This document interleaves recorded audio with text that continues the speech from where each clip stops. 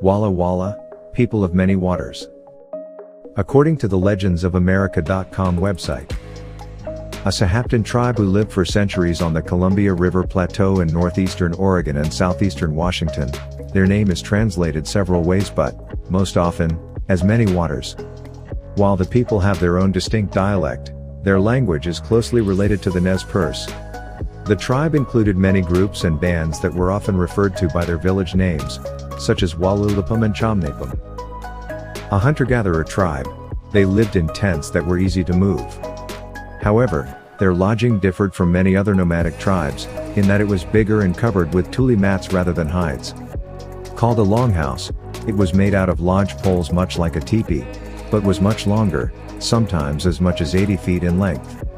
Resembling a modern-day frame house in appearance, the lodge poles were covered with mats made of tule, a plant that grows freely in the area along waterways. When the tribe moved, the mats were gathered and moved and the lodge poles left behind.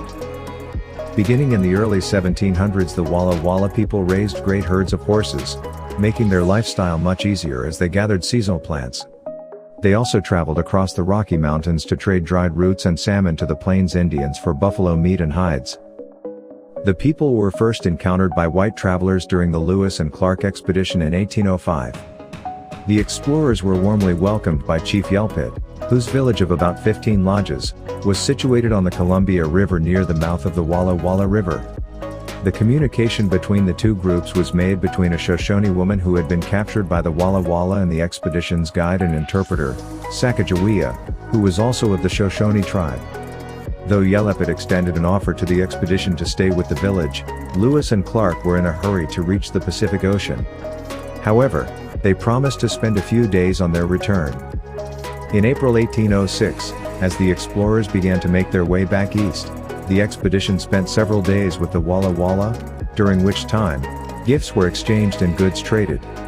Two of the items left by the expedition with the tribe was a piece medal engraved with a portrait of Thomas Jefferson and a small American flag.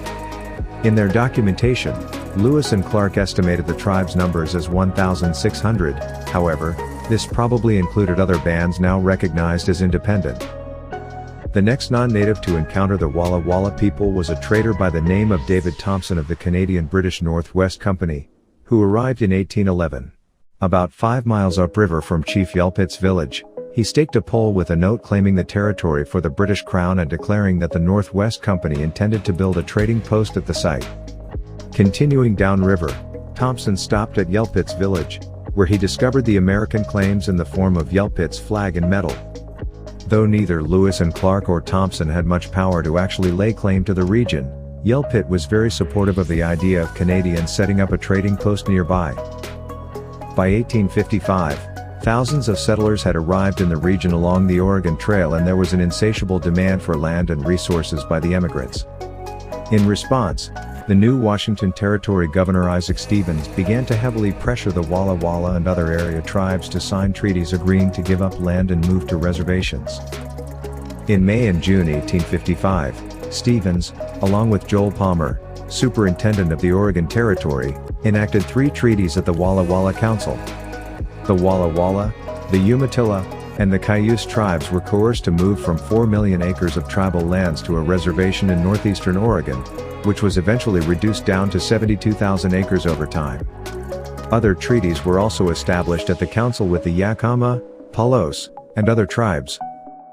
That same year, gold was discovered on the recently established Yakama Reservation, and conflict erupted between encroaching white miners and tribes of the plateau. Many tribes eventually united together under the leadership of Yakama Chief Kamayakan, marking the start of the Yakama War.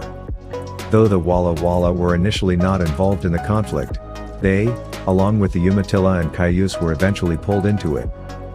Today, many Walla Walla live on the Confederated Tribes of the Umatilla Indian Reservation.